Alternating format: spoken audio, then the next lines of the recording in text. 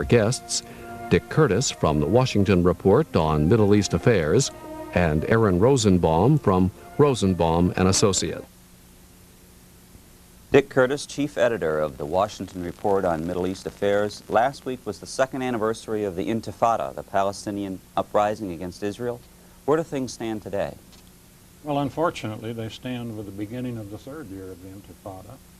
Not much changed, except I think a few more people are dying every day. A lot more people are being injured.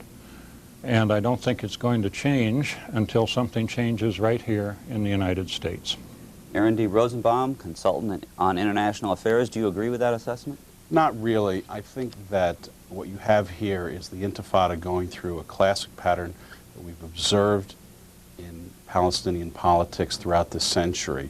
And they are now in the process of consuming themselves with violence and becoming less politically relevant as they try to purify themselves ideologically. So I think that we are seeing a repetition of what occurred in the late 1930s and again in 1947-48, and with a similarly unacceptable result for the Palestinians, that is the lack of achievement of any Palestinian state.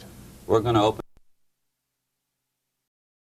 phones in about 10 minutes or so after we learn more about our guests and get a few more items on the table, but you can begin thinking about what you might say, and you can use the phone numbers that appear on the bottom of your screen. We'll go to the phones in a few more minutes. Let's establish a few facts. For example, Mr. Curtis, what is the Intifada? What does the word mean? Intifada, actually, the people translate it as an uprising. It actually means shaking off. What language is it? In Arabic. And the point is, the Palestinians in the occupied areas feel they're shaking off a foreign occupation under which they've lived for 20 years, which was preceded by another foreign occupation for previous 20 years, which was preceded by other foreign occupations over the last 4 centuries. These people have had their first taste of success in their history, because I do disagree with what Mr. Rosenbaum had said. I think the Palestinians have made every mistake in the book over the last few centuries. Fortunately, they've learned from these mistakes. I think the Intifada was quite spontaneous, but they've learned you can't continue a national uprising on pure spontaneity and enthusiasm. They've fallen back on an infrastructure which had been laid down in that area by the PLO over many years. Mr. Rosenbaum, what particular incident precipitated the Intifada? Well, the incident that precipitated the Intifada was the death in Gaza, December 8th, I believe, 1987, of an Israeli businessman who was apparently murdered, who had been doing business regularly in Gaza. The next day, I believe, 4 Palestinians were killed in a truck accident. And the rumors went through Gaza, which was the heart of the Intifada, for several months before it really spread actively into the West Bank. Rumors went through Gaza that, in fact, Israeli authorities, the army, was taking revenge. And this sparked a series of repetitive riots, stonings, etc., which expanded into the Intifada. There was, of course, no truth in the claim that, in fact, the Israelis had taken revenge or anything like that. But, in fact, it was the kind of classic tinder spark to ignite tinder that is already there, the sort of things that we've seen in urban riots. And in a sense, it is it fulfills the particular need and paranoia of people who feel that they have been oppressed. What role does the PLO have in any of this, Mr. Curtis? Well, I think it has a major role now. I don't think it had a role in the beginning. I think it had to play catch-up. To catch up with this really spontaneous uprising, which was a higher level of violence that had continued for some time, even before December 1987. The PLO certainly has a major role now. There are 3 different elements contending for the leadership. The PLO, Al-Fatah of Yasser Arafat, certainly is in charge. There's particularly in Gaza, there's Hamas, which is an Islamic fundamentalist movement, very uncompromising. And in the West Bank in particular, you have some leftist groups, the old PFLP, DFLP, which I think have pretty much lost their influence in the Intifada. At the moment, Yasser Arafat is calling the shots. I would disagree with that characterization, if I may. Well, I think let me just finish the sentence. Pardon me. At the moment, he's calling the shots, and I think, frankly, for the long run, that's very good, because whether we like him or not, Yasser Arafat is the Palestinian, the only Palestinian who has indicated any willingness to make peace, and of course he's recognized Israel's right to exist, the idea of a two-state solution. I haven't heard that from any of the other Palestinian leaders. Well, I think that's certainly true, and the question is whether you hear it from the PLO itself. There are a couple of things to consider here. First of all, the PLO was indeed caught unawares, and in fact continues to play catch-up. Second of all, Hamas, an Islamic fundamentalist group of extreme ideological predilections, is not a part of the PLO, and indeed regards the PLO in its own terms as capitulationist and much too liberal, even irreligious, because of its putative willingness to accommodate in any way to Israel.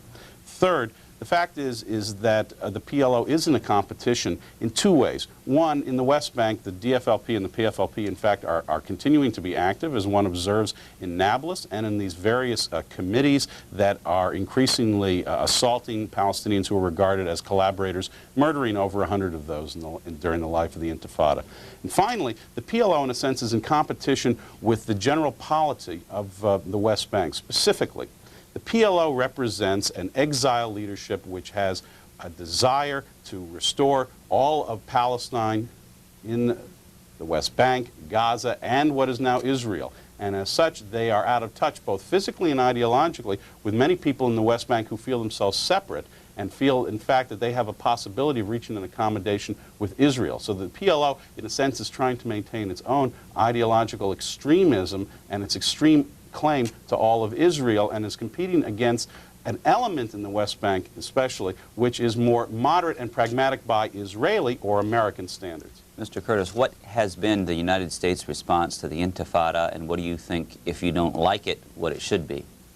Well, I think I do like what's happening now, because I think the United States, perhaps the most constructive, and I'd almost say the only constructive thing that was done in the Reagan administration, was at the very end, literally in the last 2 months, we established a dialogue with the PLO. We finally were talking to one of the two parties to the dispute. It's very hard to be an honest broker if you don't speak to one of the parties.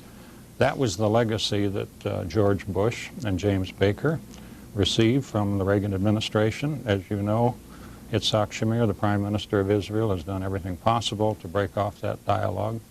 It didn't work. And as a result, we have the PLO, meaning Yasser Arafat, has made 3 concessions, key concessions. He's recognized Israel's right to exist. He's agreed to UN Security Council Resolution 242, which has been the basis of our Middle East policy through 6 administrations, and he has renounced terrorism.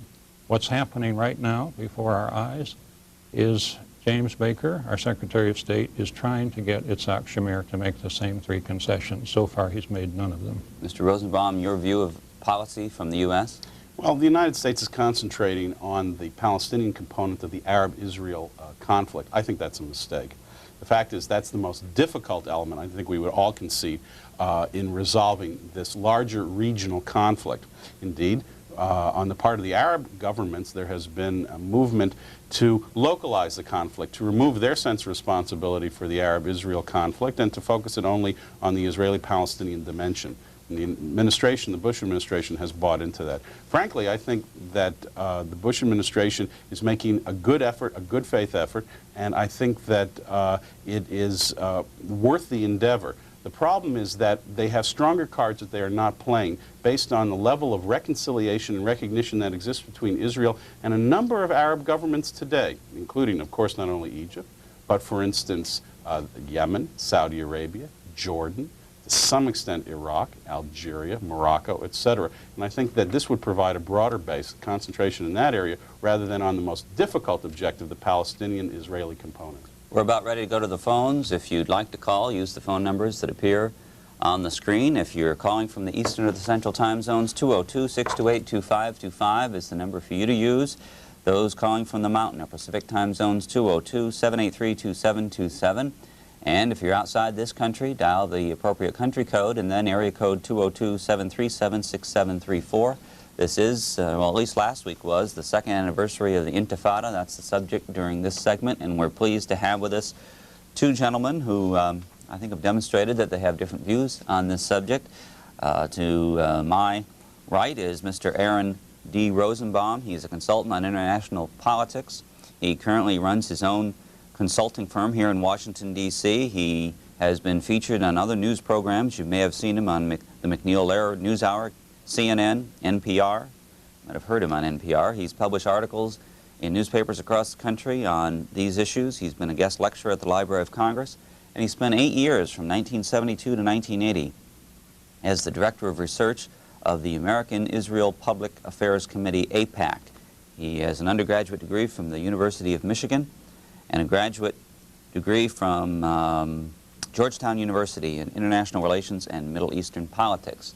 And opposite the table from him is Mr. Dick Curtis. He's the chief editor of this magazine, the Washington Report on Middle East Affairs. This happens to be the current issue, December 1989. He used to be the chief inspector for the U.S. Information Agency and deputy director for the Near East and South Asia of USIA. He's a retired Foreign Service officer. Served in the United States Army from 1944 to 1947. He has a BA from the University of Southern California, and he has done graduate work, and I guess leading to a degree, at Georgetown University also, the Center for Contemporary Arab Studies.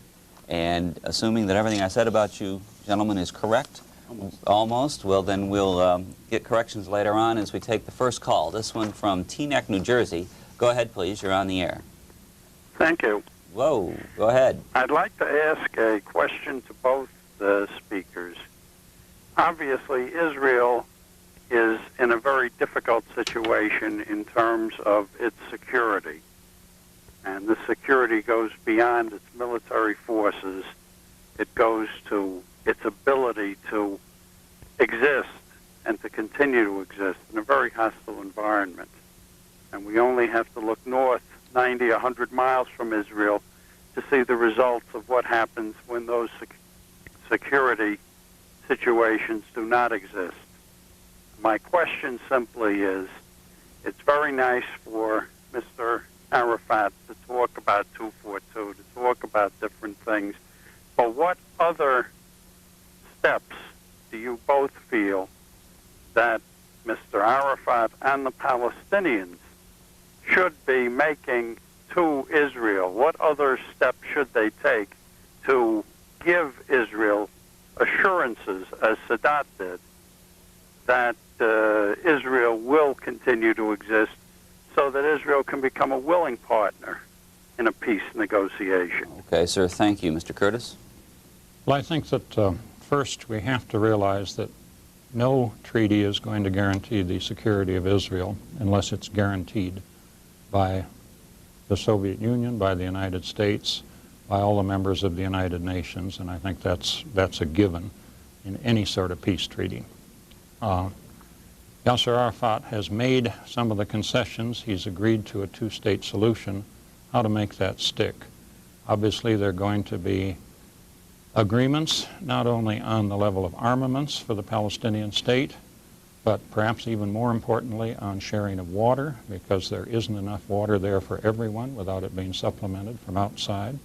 These agreements, I think everyone would agree, will have to be internationally supervised. There's going to have to be a very close degree of international monitoring of how this treaty works out in order to keep anyone from having the temptation to cheat. I think the last thing I'd like to say is, I think inevitably and probably very quickly there will be some economic unions. There's no question that the West Bank state, Palestine, and Jordan would enter into some sort of an agreement quickly because neither is viable by itself. My guess is that there will be a third element in that very shortly, and that will probably be Israel. My guess is that we would have a Benelux-type arrangement, and Yasser Arafat has suggested that himself. Well, there's no question that, in fact, the economic component is terribly important, and the idea of economic union, in fact, should apply, of course, to Israel, the West Bank, and Jordan as a natural economic relationship that was there for centuries. I have a real problem here with the idea of international guarantees, because international guarantees are no real assurance that a treaty will in fact stay intact. Too much in the century we have seen the decline of international guarantees at the time of crisis. Israel has direct experience with this, of course, in 1967 with the putative guarantees it had of freedom of passage through the Straits of Tiran, and of course other guarantees as well. What you need rather is a Nicholsonian agreement in which the responsibilities, as Harold Nicholson, the British diplomat and diarist, pointed out, the responsibilities of both parties are so unambiguous that the performance of the treaty is guaranteed essentially in advance. For that to occur, there has to be a transformation of the Palestinians and the PLO, because at this point they are still operating on the assumption that they can achieve what they call the two-stage theory. First, to push Israel back to the 67 borders, and then to use that as a base for driving Israel back to the 47 borders and out of existence. And indeed, this was articulated clearly not by Arafat in his pledge a year ago, but rather by the PLO a few weeks thereafter. And this is something that we have to deal with, this in continuing duplicitousness, and I think, frankly, a sense of self-deception on the part of the PLO. Bucks County, Pennsylvania is next. Good morning. Yes, good morning.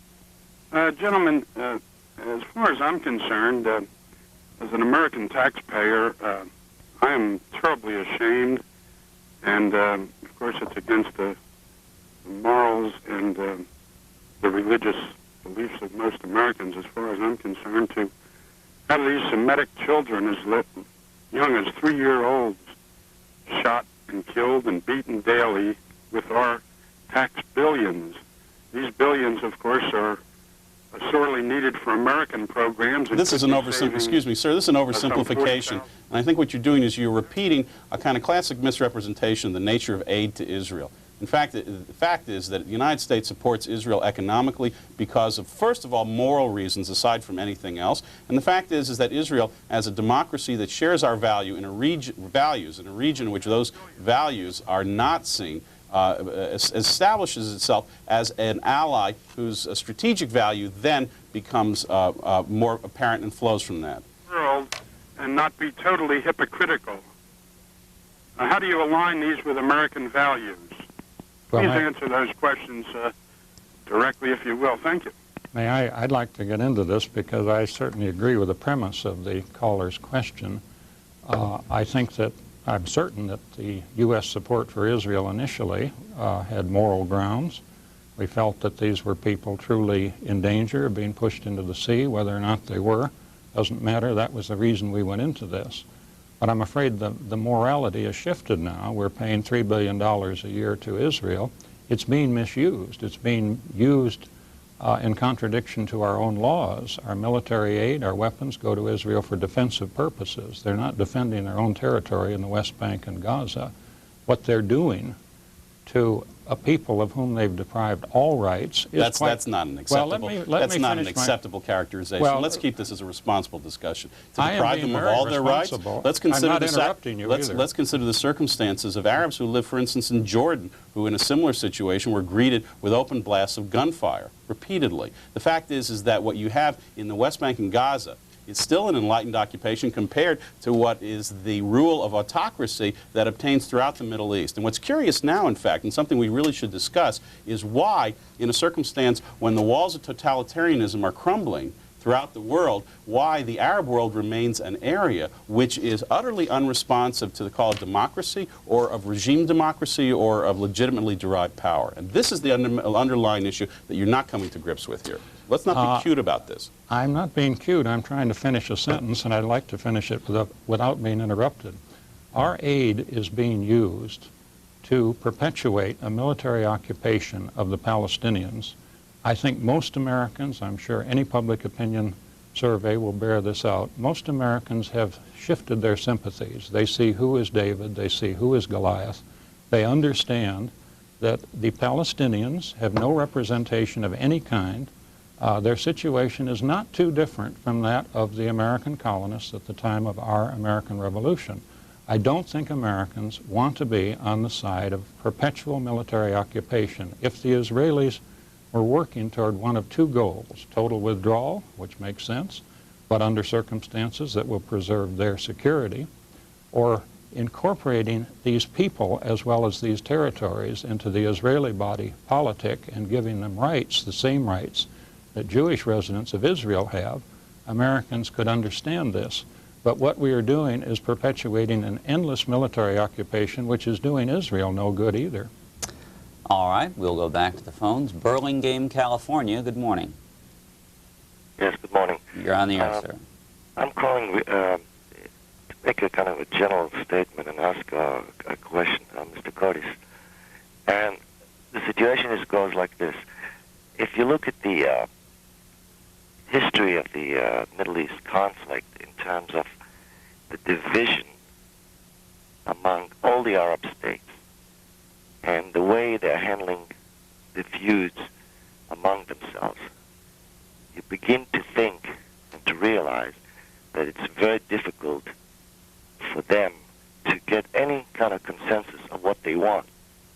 And consequently, any agreement that will be reached supposedly between Israel and any other faction, whether it's the PLO and the other fragmentation of the Arab nationalistic movement, could not be really something that you can trust. In other words, Israel is looking for security for its border, for the citizens, and they are willing, and there's a movement in Israel, obviously, to have a peaceful solution. And I think that we have to understand that Israel is interested in the peace element. Caller, what's your question? The question goes like this. What assurances for Israel's security, based on the tremendous conflict and the lack of trust, could the PLO or any other Arab element give Israel? Because if Israel could get that security, an ironclad security for its borders and for its citizens, I think they'll be willing to settle this issue once and for all. Thank you. Dick Curtis. Well, I agree. I agree with the question. I agree with your last statement. And in fact, I think the only long-range security for Israel is reaching peace with its neighbors. But as I said earlier, I think we both agreed on this, there have to be international guarantees. This is a situation where if either side is left unfettered, if it's given complete carte blanche, the extremists are going to take over and there are going to be violations of the treaty. I think we see this in our aid to Israel now because we don't put strings on our aid to Israel. We've seen a drift to the right and now maybe a rush to the right in Israeli politics that I think half of the Israeli population deplores as much as I do. There have to be international guarantees. No treaty will work without it. Aaron Rosenbaum. Well, I think that, in fact, we've had representations by Mr. Curtis about public opinion in Israel and public opinion in the United States that aren't, in fact, in touch with what those public opinions do, in fact, tell those people who survey them. It's clear that American support for Israel, the underlying visceral support for Israel, remains strong. It's also true that the American people have become concerned about the Intifada and about Palestinian aspirations as well. They should. I think the real problem here is a continuing frustration with the PLO and with the Palestinians of the West Bank. With the PLO in terms of its gamesmanship, siyasa, as we say in Arabic, politics, which really does carry with it in Arabic the connotation of gamesmanship. And among those of the West Bank and Gaza, a kind of pusillanimity, a kind of lack of courage to stand up to the extremists among them, those people who, to this day, as a matter of fact, are trying to define an ever more extreme definition of what constitutes Palestinian nationalism. The American people and the Israeli people are reacting away from what they see as a Palestinian refusal to follow the most elemental forms of pragmatism.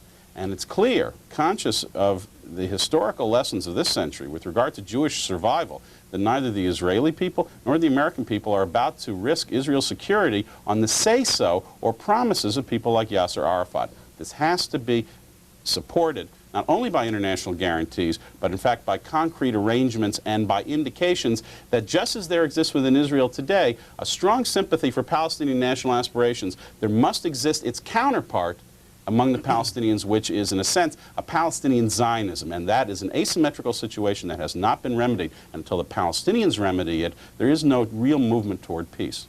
Gentlemen, our next call is from Malmo, Sweden. Go ahead, please. Yes, good afternoon. I'm calling from Malmö, Sweden. I'm listening to your program. I have a question how long Israelis they can afford to misuse American aid? Because it seems to me that not itself Israeli, but they are spoiling American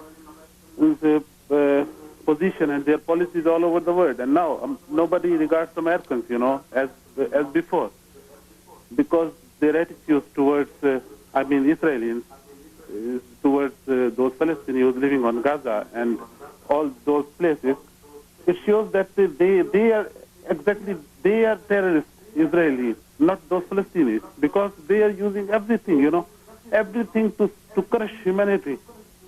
This All is right. my question, Okay, sir. May I Thank you. respond? So why don't we start with Mr. Curtis?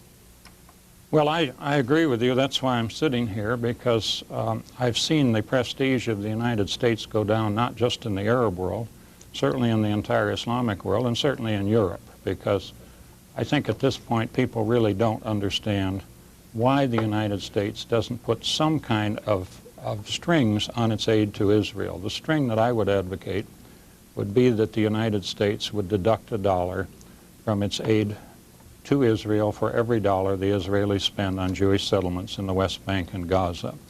Every administration since the settlements began, has agreed that they were an impediment to peace. All but one, all but Ronald Reagan's administration has also said they're illegal. Yet we go on putting a lot of money into Israel, which makes continued settlement possible, which makes it more difficult for the Israelis to finally withdraw from these lands that our 6 administrations in a row have said go back to the Israelis. I think we've got to start putting strings on this aid. I think it will be a great help, not merely to our standing in the world. I think it will be a great help to the moderates and the peace groups in Israel. Well, I clearly disagree with that characterization. I don't think it's politically realistic, nor do I think it's in touch with what are the realities, not only in this town, but of course in the region. Aid to Israel operates at several levels. First of all, Israel, in fact, is an inexpensive investment because it has de facto acted as a buttress for NATO's position in the Eastern Mediterranean, and has acted to reinforce the Turkish and Greek position there against what, until a few weeks ago, was a Soviet threat. Second of all, Israel, in fact, deserves aid because the aid is essential for Israel to maintain its circumstance in its own situation, surrounded by Arab adversaries who, while some of them may be on a pragmatic basis rather politically moderate, on an ideological basis find it difficult to resist potential pan-Arab pushes when push comes to shove against Israel. And we see, for instance, the Saudis, even the Jordanians, the Iraqis, certainly the Syrians posing a continuing threat to Israel. Israel needs that aid because while the Syrians and the Saudis and the Iraqis have been able to purchase these things or get aid from a variety of sources, Israel can only look to itself and to the United States. I think the real argument here that I reject is the idea that American prestige has declined. We've been hearing this from the Department of State since the late 1940s, read Foreign Relations of the United States. It's never been, in fact, the case. In fact, American influence diplomatically is high because the United States is always perceived as being able to deal with all sides of any conflict and to be a fair broker. The fact is that the Soviet Union can't play that role because it has no relations with Israel. And the fact is that the Europeans can't play that role because they can't guarantee any kind of settlement. The United States, in fact, has the relationship with Israel perceived throughout the world as the litmus test of its general commitments abroad. And if we weaken that relationship, we undermine our image throughout the world. It would be to damage Israel that we would damage ourselves. We've got less than a quarter hour to go with both of our guests, and the next call is from New York City. Go ahead, please. New York City, you're on the air. New York Hello? City. Yes, ma'am. Go right ahead. Yes, I am on the air. Yes, I and have please so turn many down the dumb- volume of your television set, please, so we don't get the feedback. No sense at all. All right. I guess, I've been up since Proudhammer, which was rebroadcast here about 4 in the morning. Mm-hmm.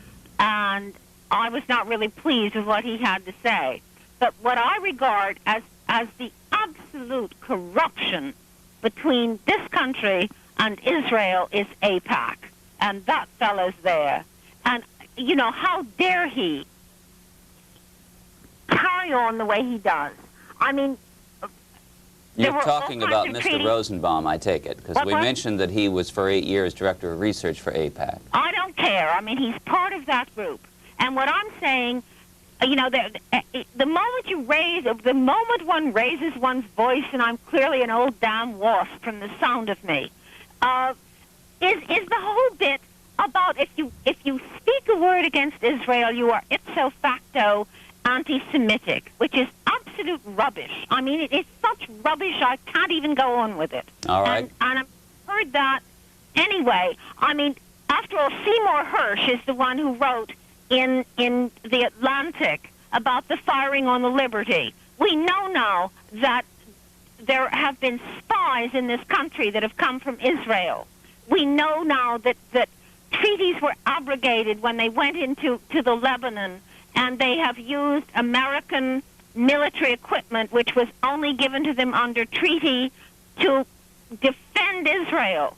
Okay, ma'am. Thank you. I think we've got enough on the table for Mr. Rosenbaum to respond to. Well, I want to congratulate her, first of all, on her graduation from the famous non sequitur observers of political science school. I think that there are a remarkable series of irrelevancies here. Let me try to find the relevant points. First relevant point is that, in fact, Israel has not violated meaningfully the conditions under which it has received weapons, or indeed violated meaningfully any of its understandings with the United States. In fact, Israel's definition of defense and defensive need has to be broader, and the members of Congress have consistently supported that interpretation because they understand that Israel is in a most parlous and difficult situation in terms of its security needs. In terms of AIPAC, AIPAC is, in fact, a reflection of the U.S. Constitution, which guarantees people the right to petition their government. AIPAC is open. I've been a member of AIPAC, but I've worked for AIPAC for 9 years and more. I admire the organization very much because I think that it reflects the position not only of the Jewish community, but of the vast majority of American people who support a strong U.S.-Israel relationship. And in fact, AIPAC and supporters of Israel utilize precisely the same lobbying tools available to all Americans on any particular issue of interest to them. And in fact, it is implicitly anti-Semitic to suggest that this somehow sinister lobby, in this woman's view, somehow exercises greater dominance over foreign policy. No one exercises dominance over Congress. Congress does not want to yield as a reflection of what it regards as a public opinion of the American people. And in fact, AIPAC has simply reinforced the natural predilection of Americans to support democracies. As long as we're talking about backgrounds, Mr. Curtis, why don't you give us a sentence or two about your magazine, The Washington Report on Middle Eastern Affairs, and in the course of it, tell me who the American Educational Trust is. Well, the Washington Report on Middle East Affairs is the major activity of the American Educational Trust. We published the magazine for 6 years. We've just been talking about AIPAC. We're about to bring out a book called Stealth Pacts, which describes exactly how AIPAC has dominated Congress on Middle Eastern questions.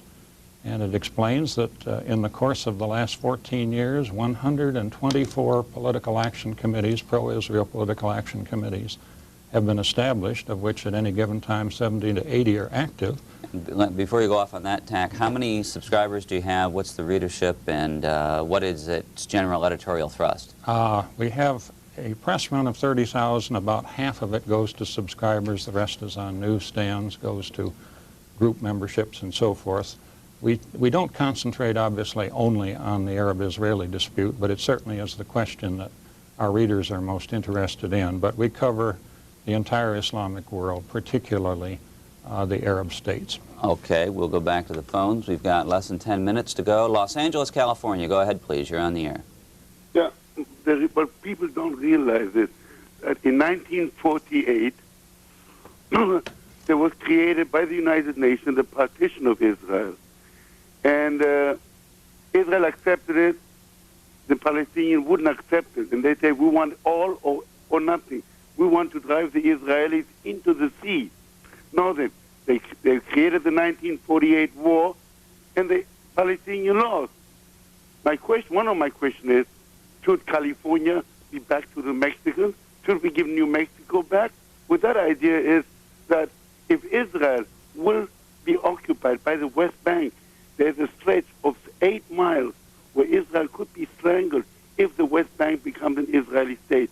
And number three, please, let me finish that. The Arafat and the PLO was created by the Arabs as a political football in order to exterminate Israel.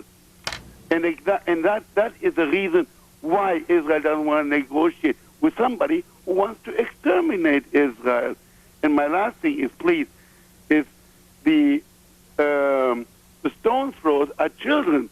Are the Palestinians coward enough that the fathers don't want to throw the stones? Okay, sir, thank you. Who wants to take it first? I'd like to take just the points. I think that we always set two standards. We ask Arafat to explain everything he's ever said. We ask him to keep making new pledges, new concessions. We ask nothing of the Israelis. The Israelis haven't even come up. Yitzhak Shamir has not even come up with the three statements that Yasser Arafat made to us over a year ago. There certainly will be no security without international guarantees. No one contests that. As for using children to throw stones, I think it's a matter of history that if an adult gets out and throws a stone, he gets shot between the eyes and he gets shot by a sniper. The children are still being shot, but if a man is seen out doing this sort of thing, he's lucky if he gets to the police station alive. He goes into detention for 1 year, no due process of law. There's no one left to throw the stones but the children. Obviously, I think we've been through this already. I think the question you raised very useful points about the track record of the Palestinians and Arafat. I would simply ask a simple point here. If the PLO is concerned with the liberation of the West Bank and Gaza, and those are its sole concerns, how was it that when it was formed in 1964, 3 years before the West Bank and Gaza were under Israeli occupation, it was named the Palestine Liberation Organization? And indeed, what Palestine is it intent upon liberating? In fact, I think the PLO remains committed to its historical goal of the demise of Israel. Kearney, New Jersey, good morning. Yes, I have an open question, but I guess I'd address it to both the gentlemen. Mr. Curtis, you talk of representation. Have the Palestinians and the PLO elected representation, or have they ever attempted to elect any? They have the Palestine National Council. The last meeting of the entire council was on television. It was in Amman. It was broadcast into Israel. Every Palestinian, every Israeli could see it on his television set. That's about as open an election as you can have, and quite in a way, it will set the pace when they get their state. It will set the pace for democracy in many of the other Arab states. There's no question in my mind, there's no question in any survey that you take of Palestinians, whether it's in the West Bank, whether it's in the Gulf, whether it's in Washington, D.C., that the PLO is the Palestinian government. Yasser Arafat is their chief of state. He's the only man who can make peace. We're very lucky that he's the only Palestinian who's indicated he's willing to make peace. He's recognized Israel's right to exist. He's asking the same recognition from the Israelis for the Palestinians. Caller, quickly, did you have another question for Mr. Rosenbaum? I guess he didn't, in which case I'd like to squeeze this in before we run out of time, sir. West Germany, Krefeld, West Germany? Yes, good afternoon. Sir, first I'd like to address this question to Mr. Rosenbaum, and my question is, what do you expect of the PLO to do? I mean, they have offered different treaties or different solutions which Israel did not accept. What do you think they should do now? I think the PLO. Thank you. I think the PLO has to recognize that the onus of responsibility is on the Palestinians and on the PLO, given the historic record of both the Palestinians and the PLO. It is important for the PLO to demonstrate that, in fact, they have undergone a political transformation. Despite what Mr. Curtis has suggested, the PLO really, while certainly recognized legitimately on the part of the Palestinians as their representative, in fact, is not elected. In fact, is a classic association of contending power groups. And indeed, what we have observed in Lebanon, in fact, would go on exactly as we have seen it in Lebanon, in the West Bank, were a Palestinian state to be established there under the PLO, as forces would contend. Similarly, the Palestinians have not demonstrated, in the interviews that people have with Palestinians in the West Bank and Gaza, let alone those outside the territories, demonstrated the Palestinians have not, as a people or really as individuals, moved towards an accommodation with the right of Israel to exist as a Jewish state permanently in peace in the region.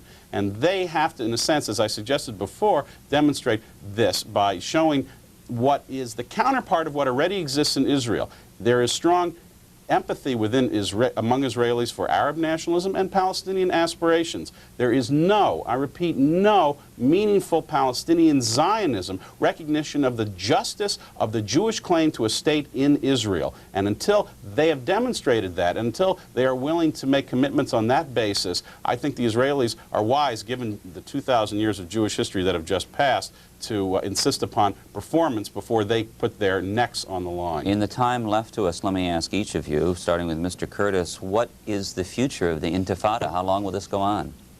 This is the independent struggle for the Palestinians. It will go on until they get independence. They've thrown everything on this throw of the dice. They're suffering terribly. They're suffering terribly because of our aid to Israel, which enables this repression to go on. The suffering will go on until we blow the whistle. The suffering will go on until they get their independence. I'd like to just point out, because I think Mr. Rosenbaum just stood truth on its head here, the Palestinians have recognized Israel's right to a state in that land.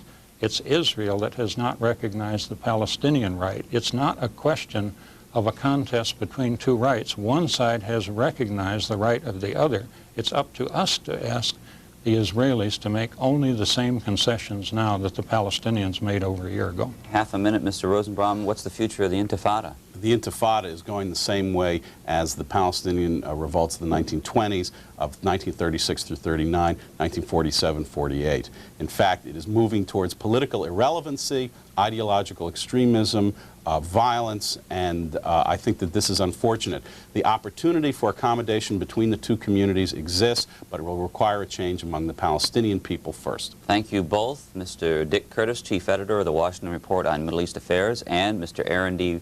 Rosenbaum, formerly of AIPAC, currently a consultant on international politics. We appreciate your time this morning. We're going to continue discussion, this time on a different subject, and that will be defense spending. Some people think that we can cut the defense spending in half very quickly, and to talk with us about that will be David Rosenbaum, the chief economic correspondent of the New York Times, and we'll be back with him in just a few minutes.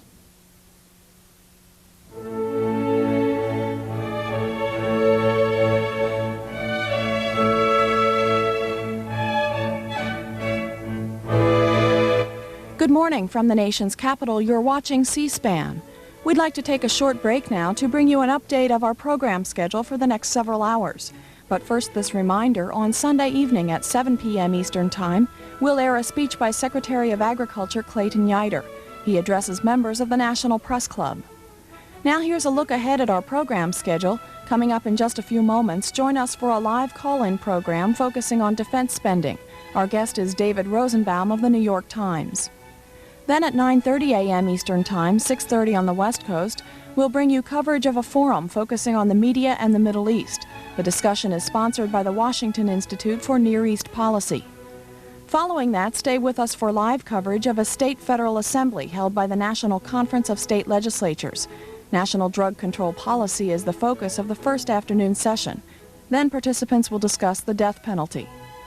Later in the evening, the topic turns to environmental issues. Our guest for the 6:30 p.m. live viewer call-in program is Michael DeLon, the White House Counsel on Environmental Quality. After that, we continue our discussion on the environment.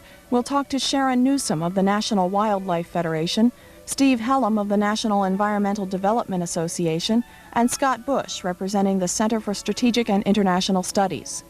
Finally, at 11 p.m. Eastern Time, it's coverage of the tree lighting ceremony at the Ellipse behind the White House. And that's a look ahead at our schedule. Thanks for watching C-SPAN. Wednesday on C-SPAN, Douglas Wilder is our guest, the first black elected governor in the United States. He'll answer your questions on Virginia state and national politics. That's Wednesday, 8 a.m. Eastern Time, 5 a.m. Pacific. At the end of each week, the top news stories are reviewed by a group of journalists and C-SPAN viewers. Tune in for a re-air of the Journalists' Roundtable, Saturdays at 9 p.m. Eastern, 6 p.m. Pacific Time.